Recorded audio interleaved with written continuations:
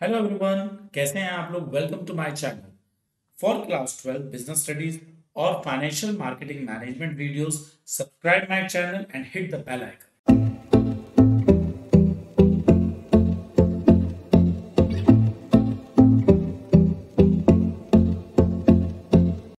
तो हमारा क्वेश्चन है how to go about systematically analysing a company. मतलब अगर आप किसी कंपनी में पैसा इन्वेस्ट करना चाहते हैं और आप चाहते हैं कि आपकी कंपनी जिसमें भी आप पैसा इन्वेस्ट कर रहे हैं वो आपको बहुत अच्छी रिटर्न दे, तो आप उस कंपनी में पैसा इन्वेस्ट करने से पहले उस कंपनी को आप कैसे एनालिसिस करेंगे।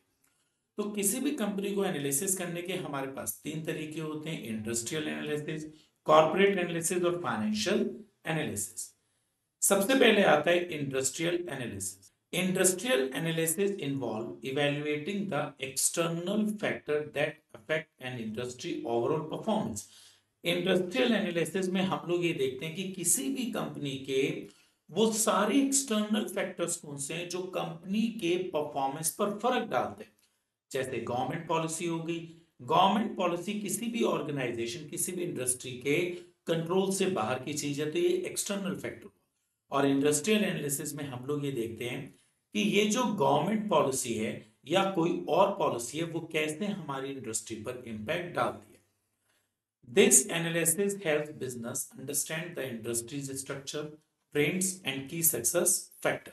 अब इस चीज को एनालिसिस करके ये पता लग जाता है कि बिजनेस का ट्रेंड क्या है, इंडस्ट्री का स्ट्रक्चर क्या है और वो इंडस्ट्री अपने सक्सेस के लिए किन फैक्टर्स को फोकस कर रही है। For an example, consider the smartphone industry. An industry analysis might involve factors such as market trends, technological advancement, regulatory environment and competitive landscape. हम एक स्मार्टफोन कंपनी में पैसा इन्वेस्ट करना चाहते हैं और हम लोगों ने इंडस्ट्रियल एनालिसिस में ये देखा कि कंपनी का मार्केट ट्रेंड क्या है, टेक्नोलॉजिकल एडवांसमेंट क्या है और रेगुलेटरी एनवायरनमेंट किस टाइप का है। This could include assessing the impact of new technology. इससे हमें यह पता लग सकता है कि कंपनी पर नई नई टेक्नोलॉजीज का क्या इम्पैक्ट पड़ रहा है। एनालाइजिंग कस्टमर प्रेफरेंस, कस्टमर का प्रेफरेंस जो डे बाय डे चेंज हो रहा है हम उसको भी एनालिसिस कर सकते हैं। And understanding how government regulation might influence the industries. तो अगर आप देखें ये सब वो फैक्टर हैं जो इंडस्ट्री से बाहर के हैं, इंडस्ट्री के कंट्रोल के बाहर के हैं, बट इन कंट्रोल से बाहर वाले फैक्टर को भी इंडस्ट्री किस तरीके से हैंडल करती है, ये सब चीजें हम इंडस्ट्री एनालिसिस में पढ़ते हैं। Now the second is corporate analysis. Corporate analysis focus on assessing the internal aspect of a specific company, including its resources, capabilities, overall performance. Industrial analysis में हमने वो सब चीजें पढ़ी जो कंपनी के बाहर थी, मतलब कंपनी के कंट्रोल से बाहर थी। लेकिन कॉर्पोरेट एनालिसिस में हम वो सब फैक्टर्स पढ़ते हैं जो कंपनी के कंट्रोल में है, चाहे वो कंपनी के रिसोर्सेज हैं या कंपनी में काम करने वाली कैपेबिलिटीज हैं या कंपनी का overall performance. This type of analysis is crucial for understanding a companies strength. और जब तक आप कॉर्पोरेट एनालिसिस को नहीं समझेंगे आप किसी भी कंपनी की स्ट्रेंथ को नहीं समझ पाएंगे। अब यहां पर एग्जाम के पॉइंट ऑफ व्यू से एक वर्ड स्वॉट बहुत ज्यादा इंपॉर्टेंट है। फुल फॉर्म है strength, weakness, opportunity and threats. हम लोग जब इन चारों को ढंग से एनालिसिस करते हैं तो इसको हम लोग कॉर्पोरेट एनालिसिस कहते हैं। Take a company in the automotive sector. आप एक ऑटोमोबाइल सेक्टर की कोई भी कंपनी की एनालिसिस कर रहे हैं। Corporate analysis would involve evaluating it's financial health. अब जब हम कॉर्पोरेट एनालिसिस कर रहे हैं तो कॉर्पोरेट एनालिसिस से हमें कंपनी की फाइनेंशियल हेल्थ का पता लगेगा। कंपनी फाइनेंशियली स्ट्रांग है या कंपनी फाइनेंशियली वीक है। Management team, production capabilities, marketing strategies and innovation initiative, ये सारे वो फैक्टर्स हैं जो कंपनी के कंट्रोल में हैं और ये सब हम कॉर्पोरेट एनालिसिस में स्टडी करते हैं। Now the third is financial analysis. Financial analysis involve evaluating a company's financial statement and performance to assess its profitability, liquidity, solvency and overall financial health. Financial analysis जो है वो किसी भी company के profit and loss balance sheet की study होती है। उस कंपनी के कैश फ्लो की स्टडी होती है। तो अल्टीमेटली हम ये देखते हैं कंपनी के प्रॉफिट्स क्या हैं, उसकी लिक्विडिटी क्या है, सॉल्वेंसी क्या है, या हम एक तरीके से कह सकते हैं कंपनी की ओवरऑल फाइनेंशियल हेल्थ कैसी है। की financial statement include the income statement, balance sheet and cash flow. अब फाइनेंशियल एनालिसिस में हम किन किन चीजों की स्टडी करते हैं? Income statement first, second number पर हम स्टडी करते हैं बैलेंस शीट, और थर्ड पर स्टडी करते हैं cash flow statement. Actually income statement profit and loss statement होती है हमारी, और कैश फ्लो स्टेटमेंट हमें ये बताता है कंपनी का इनफ्लो कैश फ्लो और कंपनी का आउटफ्लो कैश फ्लो जो है वो कैसे। कभी कभी ऐसा हो जाता है कि जो कंपनी है उसका इनफ्लो कैश फ्लो बहुत ज्यादा है, लेकिन वो उसके प्रॉफिट से नहीं है, बल्कि किसी एसेट को बेचने की वजह से कंपनी का इनफ्लो कैश बहुत ज्यादा है। और कभी कभी हमें लगता है कि कंपनी के खर्चे बहुत ज्यादा है, बट एक्चुअली वो अपनी लोन्स की रीपेमेंट कर रही है। तो कैश फ्लो स्टेटमेंट से हमें एक्चुअल पिक्चर का पता लगता है कि कंपनी का इनफ्लो और cash flow, sorry, inflow cash और आउटफ्लो कैश जो है क्यों हो रहा है।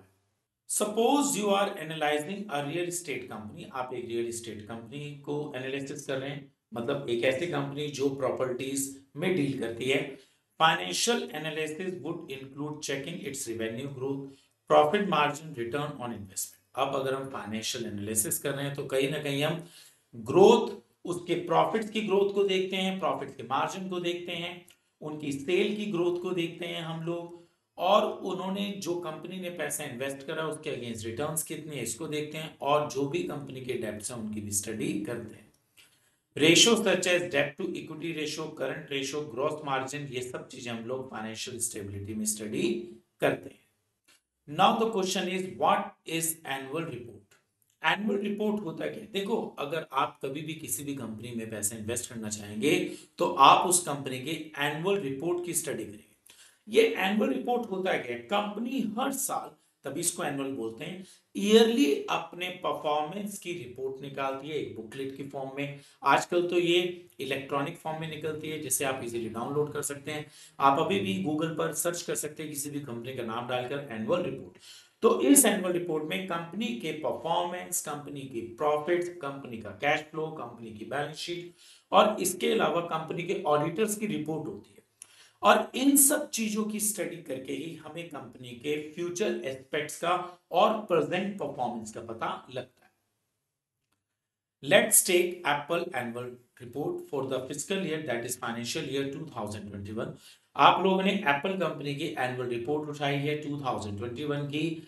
इन this report you would find detail financial statement, a letter to shareholder, इसमें आपको बैलेंस शीट के बारे में पता लगेगा, कंपनी का शेयर होल्डर को लेटर जो सीईओ की तरफ से होगा, जो कि मिस्टर टॉम कुक हैं, discussions on product innovations, company के प्रोडक्ट इनोवेशंस के बारे में पता लगेगा, कंपनी का market trend, insights into Apple environment, Apple में जो एनवायरनमेंट है, वर्किंग एनवायरनमेंट है, एम्प्लॉयज है, उनके बारे में पता लगेगा, और information about it's corporate practices, company जो है कॉर्पोरेट प्रैक्टिस कैसे कर रही है वो भी पता लगेगा।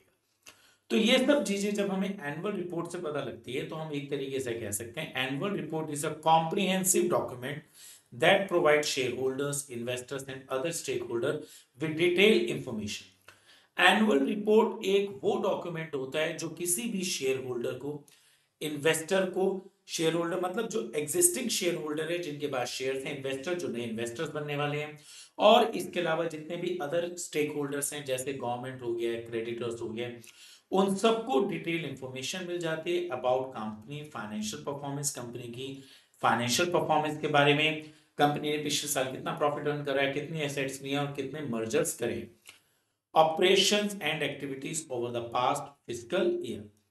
It serve as a key communication tool for companies. अब देखिएगा, कंपनी पूरे साल में जो भी करती है वो आपको खुद तो आगे बताएगी नहीं, कंपनी का कोई रिप्रेजेंटेटिव भी आपसे बात नहीं करेगा। तो कंपनी इतने सारे मैसेजेस कैसे कम्युनिकेट करेगी ईयर एंड पर? वो पूरे ईयर की एक्टिविटीज को एक एनुअल रिपोर्ट में प्रिंट कराएगी और पब्लिश कर देगी। To transparency disclose their achievement, challenges and future plan. और ये जो एनुअल रिपोर्ट होती है बहुत ट्रांसपेरेंट होती है, इसमें कंपनी के अचीवमेंट्स, उनके चैलेंजेस और उनके फ्यूचर प्लान सब कुछ होते हैं। Which feature of an annual report should one read carefully. अब एनुअल रिपोर्ट बहुत बड़ी होती है, कुछ कंपनीज की तो 400 500 पेजेस की भी होती है और कुछ कंपनी की 70-80 पेजेस की भी होती है। लेकिन अब हर एनुअल रिपोर्ट में हमें कौन कौन सी चीजें पढ़नी चाहिए।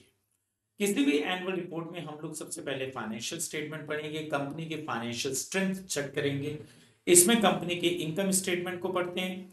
और इनकम स्टेटमेंट किसी भी कंपनी की इंफॉर्मेशन देती है, उसके रिवेन्यू, सेल, एक्सपेंसेस और प्रॉफिट से लेकर।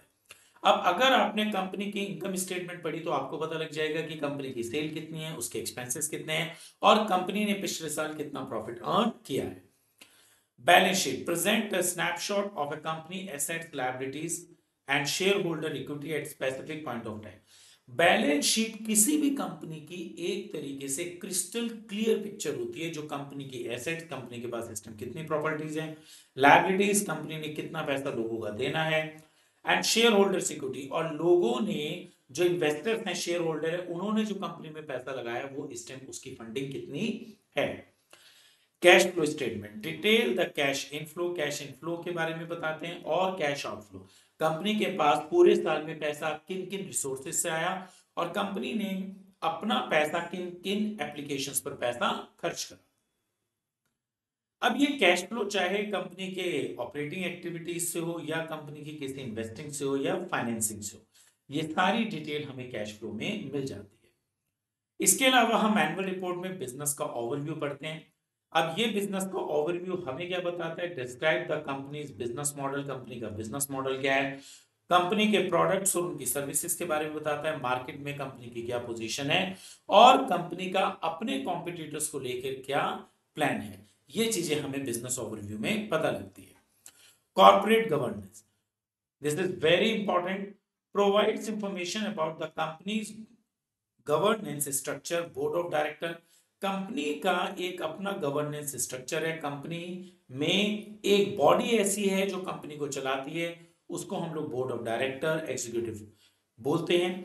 This section aims to demonstrate the company's commitment to ethical business practice. और ये जो गवर्नेंस स्ट्रक्चर में जितने भी लोग बैठे हुए होते हैं, इन सब का मेन मोटिव ये होता है कंपनी अपने सारे कमिटमेंट्स पूरे करे, चाहे वो बिजनेस की प्रैक्टिस से रिलेटेड है, कंपनी की अकाउंटेबिलिटी है या कोई भी इथिकल प्रोग्राम है। लेटर टू शेयर होल्डर, देखो हर एक कंपनी के चेयरमैन या सीईओ एक शेयर होल्डर्स को लेटर लिखते हैं, typically written by CEO और chairman. This letter addresses the company's performance, और ये जो लेटर होता है चेयरमैन के थ्रू होता है और ये शेयर होल्डर जिनका कंपनी में पैसा लगा हुआ है। अब जाहिर सी बात है कंपनी में जिन जिन शेयर होल्डर्स का पैसा लगा हुआ है, कंपनी की रिस्पॉन्सिबिलिटी बनती है उनके साथ कम्युनिकेट करने की, और ये कम्युनिकेशन चेयरमैन अपने लेटर के थ्रू करता है और इस लेटर में चेयरमैन कंपनी के परफॉर्मेंस के बारे में बताता है, हाइलाइट्स की अचीवमेंट्स, कंपनी के क्या क्या through out the year achievements हैं उनके बारे में बताया जाता है, outline strategies, goals for future, और पास्ट ईयर के परफॉर्मेंस के अलावा कंपनी फ्यूचर में क्या क्या टारगेट्स डिसाइड कर बैठी है, किस तरीके से उनको वो अचीव करेगी, ये सब बातें लेटर टू शेयर होल्डर में बताई जाती है। Auditors report, a statement from an independent auditor verifying the accuracy and fairness of the financial statement। देखो कंपनी के अकाउंट्स कंपनी के सीए तैयार करते हैं और वो सीए कंपनी को फेयरली अकाउंट्स मेंटेन कर रहे हैं या नहीं कर रहे हैं, इसके लिए उनके अकाउंट्स को चेक करने के लिए एक ऑडिटर अपॉइंट होता है। ऑडिटर का काम होता है कंपनी के जितने भी फाइनेंशियल रिकॉर्ड्स हैं उनको चेक करना, और उन सबको चेक करने के बाद उनमें फेयरनेस होने के बाद ऑडिटर अपनी एक रिपोर्ट चेयरमैन को देता है कि आपकी कंपनी के सारे अकाउंट्स फेयर हैं, और यहां पर वो ही रिपोर्ट कंपनी एनुअल रिपोर्ट के अंदर पब्लिश कर देती है, ताकि शेयर होल्डर या इन्वेस्टर या गवर्नमेंट जो भी बॉडी कंपनी में इंटरेस्ट ले रही है उन्हें इस बात का एश्योरेंस हो जाए कि कंपनी के अकाउंट बिल्कुल फेयर बने हुए हैं, कंपनी का कोई भी प्रॉफिट मिसगाइडेड प्रॉफिट नहीं है। सोशल एंड एनवायरमेंटल रिस्पॉन्सिबिलिटी, ये वाला सेक्शन एक ऑप्शनल सेक्शन है, ये नॉर्मली पढ़ लेना चाहिए।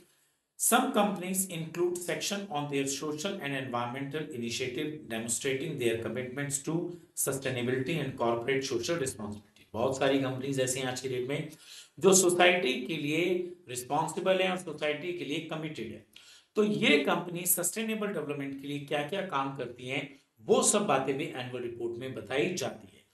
हालांकि ये सेक्शन बड़ा ऑप्शनल होता है, कुछ कंपनी इसको पब्लिश करती हैं, कुछ कंपनी नहीं करती, बट जिन जिन एनुअल रिपोर्ट्स में ये होता है उसमें इसको स्टडी किया जाना चाहिए।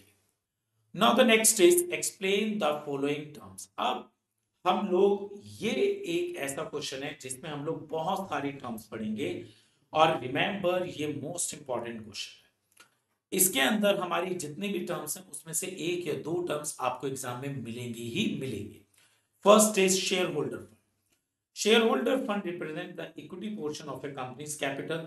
देखो, किसी भी कंपनी की कैपिटल जो होती है लोगों से पैसा इकट्ठा करके ही बनाई जाती है, और जो लोग कंपनी में पैसा देते हैं उसको हम लोग शेयर होल्डर कहते हैं। मतलब कंपनी अपने पैसे को छोटी छोटी यूनिट्स में डिवाइड करते हैं, उन यूनिट्स को शेयर कहते हैं, और जो भी पर्सन उन यूनिट्स को खरीदता है उसे शेयर होल्डर कहते हैं। उन यूनिट्स को खरीदने के बाद कंपनी के पास उस व्यक्ति से पैसा आ जाता है। ऐसे इंडिया में या बाहर से बहुत सारे लोग जब कंपनी की इन यूनिट्स, जिसे हम शेयर बोलते हैं, खरीदने के बाद कंपनी को पैसा देते हैं, वो कंपनी के लिए बन जाता है share holder fund. It include the fund contributed bye honour and retained earning. और इसके अंदर जो शेयर होल्डर्स होते हैं उनको ऑनर बोलते हैं, और शेयर होल्डर फंड में रिटेन्ड अर्निंग भी होती है। रिटेन्ड अर्निंग हमारे प्रॉफिट का वो हिस्सा होता है जो कंपनी फ्यूचर के लिए अपने पास रखती है, पब्लिक को नहीं डिस्ट्रीब्यूट करती। Loan fund. The loan fund refers to portion of a company's capital that comes from loan or debt.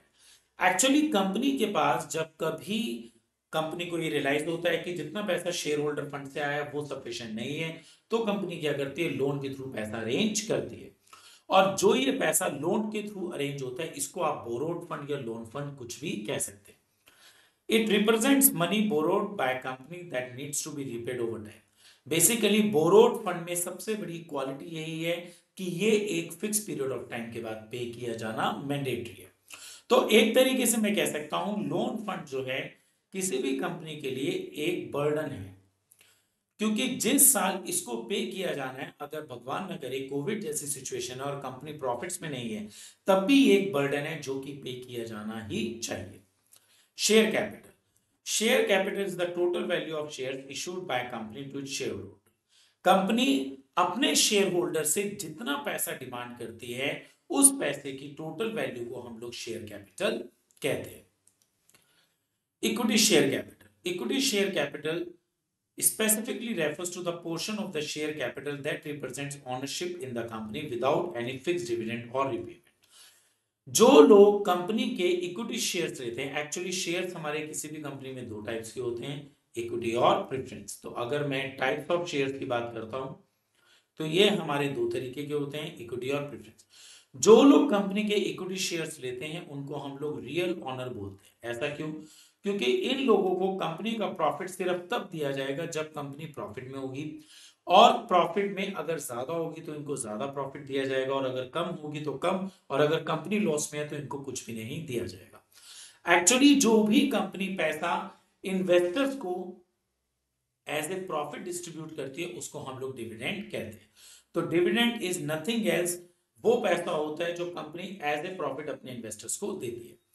Preference share refers a type of share capital where the shareholder are entitled to receive a fixed dividend before common shareholder. Preference capital basically वो capital होती है जो preference share holders preference shares के through लेते हैं, और इनको preference क्यों बोलते हैं? क्योंकि इक्विटी शेयर होल्डर से पहले इनको पेमेंट प्रॉफिट्स का किया जाता है। However they usually do not have voting right. अब इनको हम लोग रियल ऑनर क्यों नहीं कहते? क्योंकि इनके पास वोटिंग राइट होता ही नहीं है।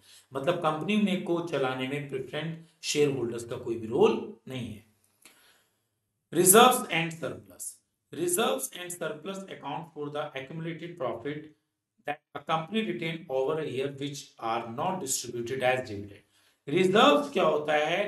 कंपनी के प्रॉफिट का वो हिस्सा जो कंपनी अपने पास रखती है अनएक्सपेक्टेड लॉसेस के लिए, एक तरीके से कंपनी के फ्यूचर के रेनी डेज के लिए। बहुत बार ऐसा होता है कि कंपनी अपने प्रॉफिट का सारा पैसा शेयर होल्डर्स को नहीं बांटती, वो एक हिस्सा अपने पास ऐसे रिजर्व रखती है। इसको हम कुछ इस तरीके से समझते हैं, घरों के अंदर नॉर्मली बड़े बुजुर्ग ये बोलते हैं कि भाई घर में कुछ पैसा रिजर्व में रखा करो, वक्त बे वक्त क्या पता कहाँ जरूरत पड़ जाए।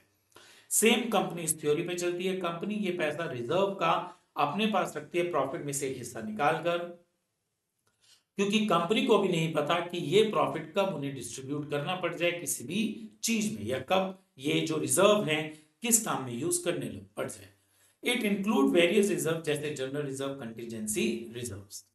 Issued capital, subscribe capital, called up capital, paid up capital, इन चारों के नाम आप तब लिखेंगे जब आपके पास क्वेश्चन आएगा how many types of capital are there. Issued capital, देखो एक कंपनी है, उसने 1 लाख शेयर्स इशू करे हैं जो कि 10 रुपए का एक शेयर, तो इसका मतलब कंपनी जो है पब्लिक में टोटल 10 लाख रुपए के शेयर्स इशू कर रही है। तो जो भी कैपिटल कंपनी पब्लिक में इशू करती है उसको हम लोग इशूड कैपिटल कहते हैं। Issued capital is the total value of shares that a company has issued to its shareholder. Issued capital क्या होती है, कंपनी जितने शेयर्स पब्लिक में इशू करते हैं उनको हम लोग इशूड कैपिटल कहते हैं। Subscribe, if investor have subscribed to 80,000 shares at rupees 10, the subscribed capital is 8 lakh। subscribe का मतलब होता है एक्सेप्ट करना। आप लोग जब कोई YouTube चैनल देखते हैं तो वो आपको कहते हैं ना सब्सक्राइब द चैनल, मतलब आप चैनल को एक्सेप्ट करिएगा। तो सब्सक्राइब कैपिटल क्या होती है कि कंपनी ने 1 लाख शेयर इशू करे, लेकिन पब्लिक ने उसमें से सिर्फ 80,000 शेयर को एक्सेप्ट करा, इसे कहते हैं subscribe capital. Subscribed capital represent the portion of the issued capital for which investor have agreed to subscribe। Issued capital का वो हिस्सा जो पब्लिक एक्सेप्ट करना चाहते हैं इसको हम लोग सब्सक्राइब कैपिटल कहते हैं। Called up capital, called up capital is the portion of subscribed capital that the company has requested from shareholder। अब सीधी सी बात है, कंपनी ने 1 लाख शेयर्स इशू करे जिनकी वैल्यू 10 लाख है, पब्लिक ने 80,000 एक्सेप्ट करे जिनकी वैल्यू 8 लाख है। अब कंपनी इन 8 लाख पर पैसे की डिमांड करना चाहती है, और कंपनी जो है 70% पैसा पब्लिक से डिमांड कर रही है, इसको कहते हैं कॉल्ड अप कैपिटल। और 8 लाख में से 70% 5,60,000 बनता है। तो कॉल्ड अप कैपिटल वो कैपिटल होती है जो कंपनी सब्सक्राइब कैपिटल में से डिमांड करती है। Paid up capital is the amount called up capital and the share holder have actually paid.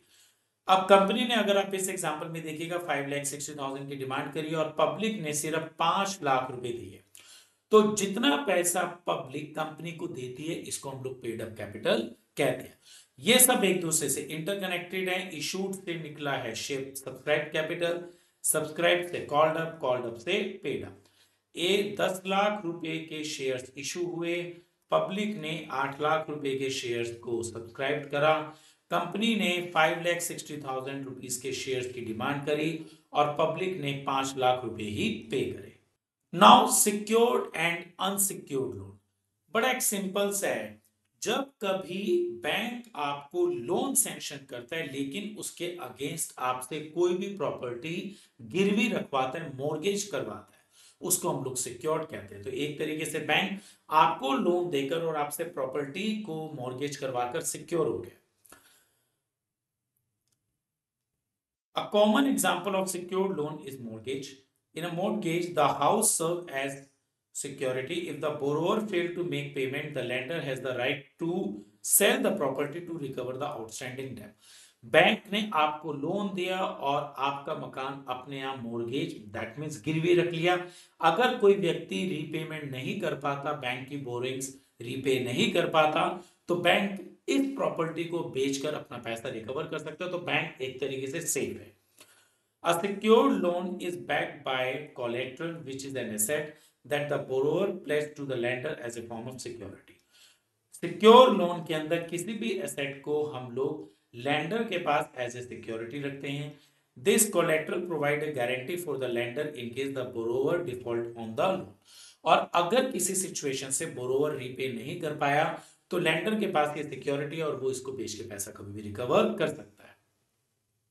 Unsecure loan, अगर कभी बैंक आपको बिना किसी सिक्योरिटी के लोन देता है तो इसको कहते हैं हम अनसिक्योर्ड लोन, क्योंकि अगर यहां पर अगर बोरोवर रीपे नहीं कर पाया तो बैंक के पास बोरोवर से कोई भी एसेट मॉर्गेज नहीं की गई जिसके अगेंस्ट वो रिकवरी कर सके। Credit card, personal loan, student loan are common example of unsecured loan. In these cases, the lender relies on the borrower's credit history, income and the financial stability. ये सारे के सारे वो repayments हैं जिसमें जो borrower है वो आपकी सिर्फ एक सॉरी जो लेंडर है वो आपकी सिर्फ फाइनेंशियल पोजीशन आपकी गुडविल के बेस पर आपको लोन देता है. An unsecured loan, on the other hand, is not backed by a collateral lender. Grant these loans based on the borrower's credit worthiness and ability to repay. And एक unsecured loan वो होता है जो कोई भी lender जो है आपकी credit worthiness, आपकी financial strength, soundness के बिहाफ पर देता है. Because there is no specific asset securing the loan, यहाँ पर किसी भी asset को हम गिरवी नहीं रख रहे हैं. Unsecured loan generally have higher interest rate compared to secured loan. अब जब आपसे कोई प्रॉपर्टी गिरवी ही नहीं रखवाई जा रही है तो इस पर रेट ऑफ इंटरेस्ट सिक्योर्ड से ज्यादा होता है. सपोज करिए यहां पर अगर रेट ऑफ इंटरेस्ट 8% होगा तो यहां पर अनसिक्योर्ड के अंदर यही 12% के आसपास हो जाएगा. Fixed assets, building, machine, vehicles, equipment, ये सब हमारे क्या हैं? Fixed assets. तो fixed assets are long term assets that a company own and use for its operation. Fixed assets वो होती हैं जो एक लॉन्ग टाइम के लिए यूज की जाती हैं, जिनका टाइम स्पैन एक बहुत ज्यादा लंबा होता है. These assets have a useful life for more than 1 year. अब यहां पर अगर किसी भी एसेट की लाइफ 1 ईयर से ज्यादा है तो हम उसको फिक्स एसेट्स मान के चलते हैं. Investments, investment refers to the money a company puts into securities or other venture with the expectation of earning a positive return. Buying stocks, bond, अगर आप किसी भी कंपनी के शेयर्स में, किसी भी कंपनी के बॉन्ड्स में पैसा इन्वेस्ट कर रहे हैं ताकि आपको उससे से ज्यादा रिटर्न मिल सके, इसको हम लोग इन्वेस्टमेंट कहते हैं. करंट एसेट्स, करंट एसेट्स आपकी शॉर्ट टर्म एसेट्स होती हैं. शॉर्ट टर्म का मतलब होता है जिसकी लाइफ स्पैन जो होता है विद इन अ ईयर, जो 1 साल का लाइफ स्पैन रखते हैं. और with in a year can be easily converted into cash, जिसको हम 1 साल में कभी भी कैश में बदल सकते हैं.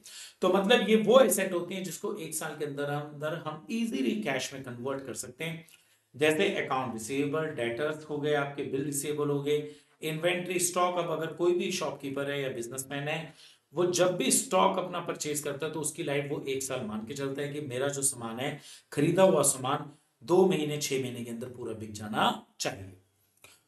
तो करंट एसेट्स वो हैं जिसको हम 1 साल के अंदर अंदर इजीली कैश में कन्वर्ट कर सकते हैं. लोन एंड एडवांसेस, देखो लोन क्या होता है? जब कंपनी किसी से बोरो करती है पैसा, और लोन एंड एडवांसेस जब कंपनी आगे किसी को उधार देती है. Loan and advances are funds provided by company to another entity. जब कोई कंपनी किसी दूसरे को लोन देती है उसको लोन एंड एडवांसेस कहते हैं. With the expectation of receiving repayment with interest. अब डेफिनेटली अगर कोई भी कंपनी किसी दूसरी कंपनी को लोन देगी तो उसका मेन मोटिव होगा इंटरेस्ट को रिकवर करना. Issuing a loan to an employ और providing an advance grant future service. Suppose करिएगा कंपनी ने अपने किसी एम्प्लॉय को लोन दिया है और वो एम्प्लॉय जो है कंपनी को रीपेमेंट विद इंटरेस्ट देगा. Miscellaneous expenditure, miscellaneous expenditure refers to any non-material or non-specific expenditure that don't fit into the regular category. देखो बहुत सारे ऐसे खर्चे होते हैं कि जो नॉर्मली कंपनी के रेगुलर एक्सपेंडिचर होते हैं, जैसे स्टाफ की सैलरी, इलेक्ट्रिसिटी बिल. लेकिन इसके अलावा कभी कभी कंपनी के पास ऐसे भी एक्सपेंडिचर आ जाते हैं जो रेगुलर नहीं होते. फॉर एन एग्जाम्पल, कोई लीगल प्रॉब्लम की वजह से कोई लीगल केस हो गया है जिसमें उसको एक फीस पे करनी पड़ रही है, कोर्ट फीस. अब ये एक ऐसा खर्चा है जो कंपनी का रूटीन खर्चा नहीं है, रेगुलर नहीं है, लेकिन ये कंपनी को करना पड़ सकता है. तो इन खर्चों को हम लोग मिसलेनियस एक्सपेंडिचर कहते हैं. Losses, losses occurs when a company expenses exceed its revenue. Naturally everybody knows losses सिर्फ तब होते हैं जब आपके खर्चे आपके इनकम से ज्यादा हो जाते हैं. तो जैसे आम आदमी अगर कोई भी अपने खर्चे इनकम से ज्यादा करता है तो उसको हम लोग कहते हैं कि व्यक्ति लॉस में जा रहा है. सेम हमारा किसी भी कंपनी के साथ होता है. अगर कंपनी एक्सपेंसेस जो है इनकम से ज्यादा करती है तो हम कहते हैं कि कंपनी लॉस में जा रही है. Resulting in a negative financial income sorry outcome. इससे क्या होगा कि जितना भी हमारा फाइनेंशियल है, पैसा है, वो सबका सब नेगेटिव हो जाएगा. और कंपनी को लॉसेस को मीट आउट करने के लिए अपनी सेविंग्स का भी यूज करना पड़ सकता है, या कंपनी कभी कभी अपने रिजर्व्स का भी यूज करती है. फॉर एग्जाम्पल, अ बिजनेस में incur a loss due to unexpected damages to its inventory. एक बिजनेस को इस वजह से लॉस हुआ क्योंकि जो स्टॉक है उसका अनएक्सपेक्टेडली डैमेज हो गया, और a decline in the market value of its investment, या ये भी हो सकता है कि जो भी इन्वेस्टमेंट से उनकी वैल्यू डाउन हो गई, इस वजह से भी लॉस हो गया। तो लॉस एक तरीके से आपके बिजनेस की वजह से मे भी हो सकते हैं, सॉरी, और वो बिजनेस से बाहर की इवेंट की वजह से भी हो सकते हैं। This is most important question, gross block और डेप्रिसिएशन क्या है। If a company purchase machinery for ₹1 lakh, एक कंपनी ने 1 लाख की मशीन खरीदी है, बिल्डिंग 5 लाख की और व्हीकल 2 लाख का, तो टोटल उस कंपनी का जो पैसा ब्लॉक हो गया फिक्स एसेट्स में वो है 8 lakh. Gross block is the total original cost of all fixed assets before any depreciation, मतलब डेप्रिसिएशन लगने से पहले जो भी किसी एसेट की वैल्यू होती है, ओरिजिनल वैल्यू होती है, उसको हम लोग ग्रॉस ब्लॉक कहते हैं। Depreciation, depreciation is the systematic allocation of cost of an asset over it's useful life. जब किसी भी एसेट को आप यूज करते हैं तो वो अपने यूज होने की वजह से उसमें वियर एंड टियर होता है, और इस वियर एंड टियर की वजह से उसकी वैल्यू कम होती है, और इसको हम लोग डेप्रिसिएशन कहते हैं।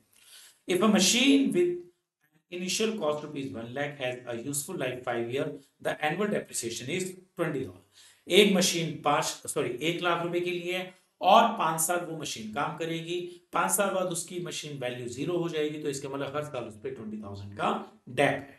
Net block, if the gross block of machine 1 lakh and accumulated debt is 30,000, the net block is 70,000। मतलब अगर मैं कॉस्ट में से डेप्रिसिएशन को माइनस करता हूं तो जो मेरी वैल्यू आती है, इस वैल्यू को मैं कहता हूं net block. Net block is the remaining value of a fixed asset after deducting accumulated depreciation, कि जब भी किसी एसेट की वैल्यू में से, ओरिजिनल वैल्यू में से उसकी पूरी लाइफ का डेप मैं माइनस कर देता हूं, तो इसको हम लोग कहते हैं बेटा net block. Capital work in progress, capital work in progress refers to the cost of asset that are currently being constructed और developed, not yet ready to use. एक कंपनी एक बिल्डिंग बना रही है और कंस्ट्रक्शन कॉस्ट 5 लाख रुपए है, these cost would be consider capital work in progress until the building is completed. अब उस बिल्डिंग को बनने में 2 साल या 3 साल लग रहे हैं, कंपनी ये पैसा खर्च कर रही है बट बिल्डिंग अभी तैयार नहीं हुई है, तो इस सिचुएशन को हम लोग कहते हैं कैपिटल वर्क इन प्रोग्रेस। मतलब किसी भी एसेट के कंस्ट्रक्शन के टाइम पर जो पैसा लगता है, that is capital work in progress.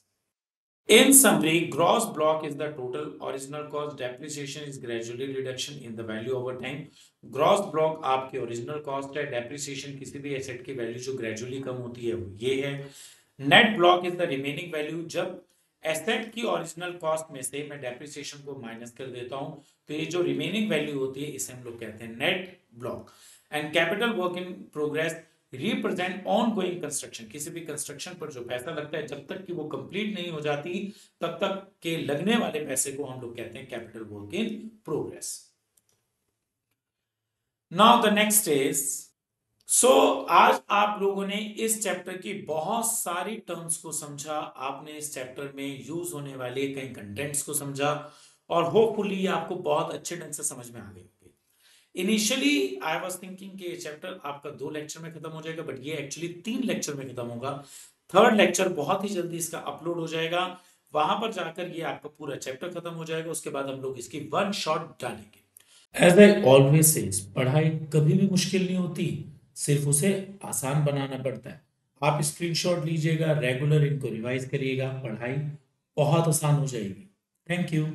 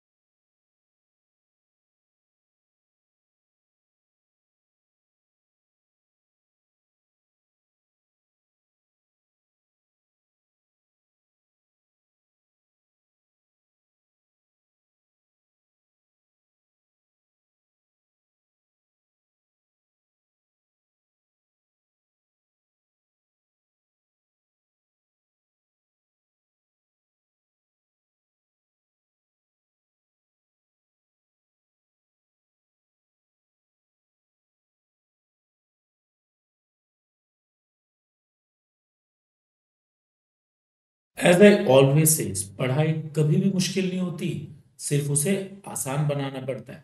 आप स्क्रीनशॉट लीजिएगा, रेगुलर इनको रिवाइज करिएगा, पढ़ाई बहुत आसान हो जाएगी। Thank you.